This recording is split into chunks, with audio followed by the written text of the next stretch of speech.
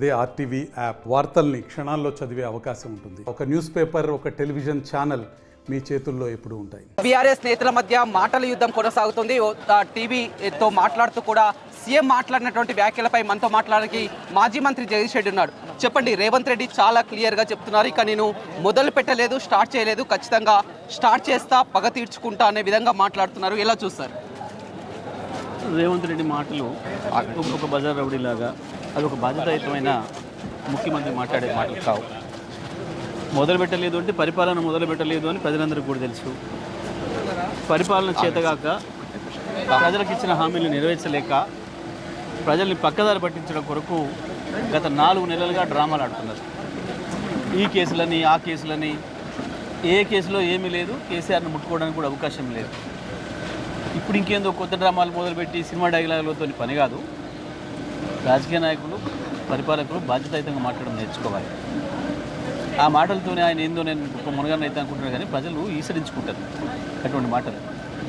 10 సంవత్సరాల కాలంలో కేసీఆర్ నోటి నుంచి ఎప్పుడైనా అటువంటి ఒక పదం విన్నారా ఎవరైనా? కేసీఆర్ గారు పక్కన పెట్టండి, మా మంత్రులు ఇచ్చేది కదా, ఎక్కడి నుంచి ఒక మాట. ప్రజలు నీకు అవకాశం ఇచ్చింది, ఎవరిను గదించుకోమని, ఎవరు బుల్లెట్తో కాల్చమని, ఎవరిని చంపమని నీకు ఇచ్చింది అవకాశం. ప్రజలు అవకాశం ఇచ్చింది. ఏం అడిగినావు నువ్వు? కేసీఆర్ ఇచ్చిన దానికంటే నేను ఎక్కువ చేస్తా అని చెప్పినావు. కేసీఆర్ 10 ఇస్తే నేను 15 ఇస్తా రైతు బంధు. కేసీఆర్ 1,00,000 రుణమాఫీ చేస్తే నేను 2 లక్షలు చేస్తా. కేసీఆర్ 1,00,000 రూపాయలు ఇస్తున్నాడు, కళ్యాణ లక్ష్మికి నేను బంగారం అదనంగిస్తా.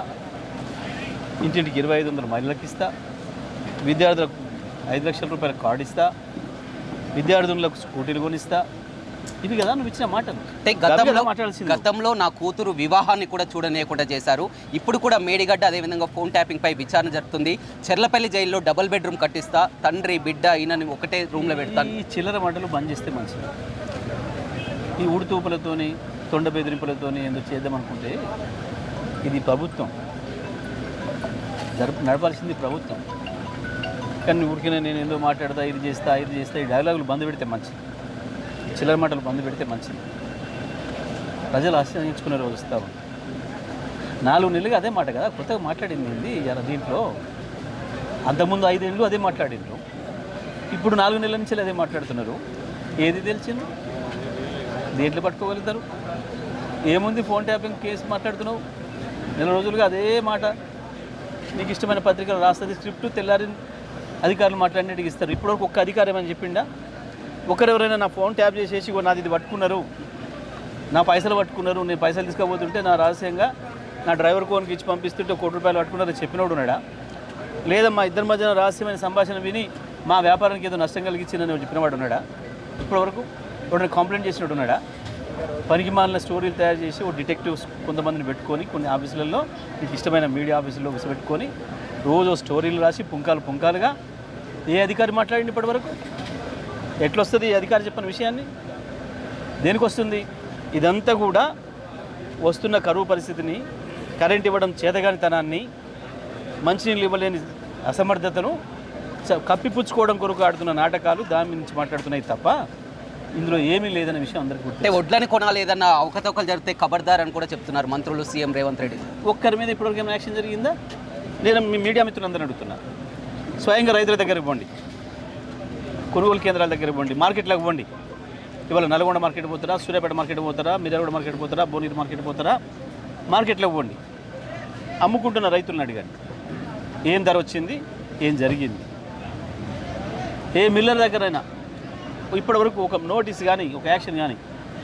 గత 5 సంవత్సరాలు వరుసగా 2,700 రూపాయలకు అమ్మింది సన్న రకం ధాన్యం, ఇవాళ 2,000-1,800కు వచ్చింది. వెళ్ళి అడగండి, మీరు అడగండి. నన్ను ఆయన అడగడం కాదు. రైతులు ఏం చెప్తారో లైవ్ ఇవ్వండి. మరి ఒకటి చివరిగా, బీఆర్ఎస్ పార్టీని ఖతం చేయబోతున్నాం, ఎంపీ ఎన్నికల తర్వాత ఉండదు, 25 మంది ఎమ్మెల్యేలు కూడా టచ్లో ఉన్నారని కూడా మాట్లాడడం జరిగింది. ఈ కాలంలో ఇటువంటివన్నీ చాలా మాట్లాడుతున్నారు. నువ్వే కదా చట్టం తీసుకొచ్చినావు, నిన్న తుక్కుగూడలు ప్రకటింపజేసినావు కదా మీ అధినాయకులతో. ఎవరైనా ఒక పార్టీలో గెలిచి పార్టీ మారుతున్నానని చెప్పినా, కండువ కప్పుకున్నా, ఇతర పార్టీ కండువ కప్పుకున్నా, ఆ పార్టీ వేదిక ఎక్కినా ఆ క్షణమే పోతుంది అని చెప్పి నువ్వు మాట్లాడింది ఏంది? అంటే ఇది మోసం అన్నట్టే కదా. అంటే ప్రజల్ని ఇంత బహిరంగంగా, ఇంత నిస్సిగ్గుగా, నిర్లజ్జగా మోసం చేయొచ్చు అని చెప్పేసి భావిస్తున్నారు మీరు. కానీ ప్రజలు ఆలోచిస్తారు. తప్పకుండా మీకు సందర్భం వచ్చినప్పుడు ఏం చేయాలి? ఏమవుతుంది? దానం నాగేందర్, అదేవిధంగా కడియం శ్రేయర్ విషయంలో కూడా స్పీకర్ను కూడా కలవడం జరిగింది, మీ ఎమ్మెల్యేలు కూడా. ఏం జరగబోతుంది? తప్పకుండా స్పీకర్ సరైన పద్ధతిలో స్పందించకపోతే మాకు కోర్టుకు వెళ్ళడానికి అవకాశం ఉన్నాయి. దాని ప్రకారం ఎలా ఉండబోతుంది? ఎంపీ ఎన్నికల్లో ఒక్క సీటు కూడా రానియమని కాంగ్రెస్ పార్టీ మంత్రులు అంటున్నారు. ఎలా ఉండబోతుంది ఎంపీ ఎన్నికలు? రానివ్వనని నేను అనొచ్చు, రానివ్వనని ఆయన అనొచ్చు, కానీ ఇచ్చేది ప్రజలు కదా. ఎవరు రానియాలో ఎవరు రానివ్వకూడదు నిర్ణయించేది ప్రజలు.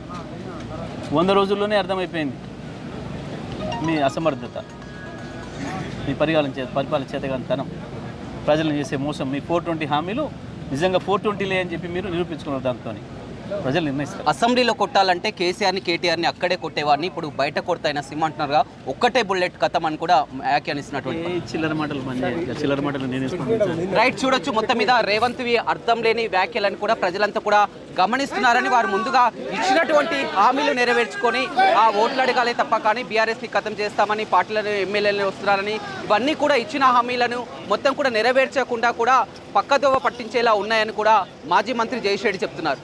Vote studio. మరిన్ని వీడియోస్ కోసం ఛానల్ ని సబ్స్క్రైబ్ చేయండి. లేటెస్ట్ అప్డేట్స్ కోసం వాట్సాప్ ఛానల్ ని ఫాలో చేయండి. అండ్ లింక్ డిస్క్రిప్షన్ లో ఉంది.